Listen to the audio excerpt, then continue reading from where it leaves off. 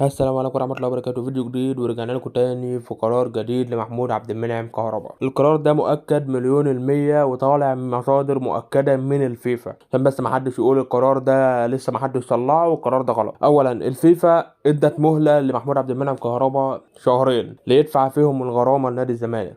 طب لو كهربا ما دفعش هيتم ايقافه لمدة 6 شهور جداد. طب الغرامة قد ايه؟ الغرامة حوالي 2 مليون دولار و400 الف دولار. وزي ما انا قلت قبل من كده لازم كهربا يدفع الفلوس، او لازم كهربا يخلص موضوع الغرامة بتاعته دي علشان يقدر يشارك مع الفريق بشكل كويس، مش بس مع النادي الاهلي، مع اي فريق تاني هو عاوز يروحه. ودي حاجة كويسة من الفيفا اللي هي ادت له مهلة شهرين علشان يقدر يدبر فيهم الفلوس ويدفعه.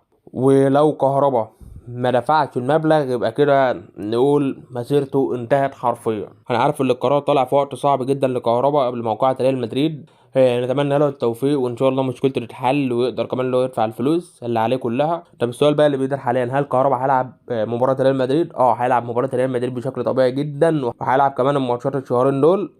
لكن بعد الشهرين لو ما دفعش هيتوقف، ولو دفع هيلعب مع الفريق بشكل طبيعي جدا. طب في حال لو كهربا مش عاوز يدفع الفلوس ايه اللي هيحصل؟ اولا هيتوقف 6 شهور، ثانيا الغرامه هتزداد عليه. يعني مثلا هي حاليا 2 مليون و400 الف دولار تقريبا، لو هو ما دفعش واتاخر الغرامه ممكن توصل ل 3 مليون دولار. كل ما هو ما بيدفعش الغرامه بتزيد، فلازم كهربا يخلص مشكلته دي عشان يقدر يشارك ويلعب مع النادي الاهلي بكل سهوله وما يبقاش عليه اي ضغوطات. هو بس كده، وبكده كنا وصلنا لنهايه الفيديو. اشوفكم على خير، مع السلامه.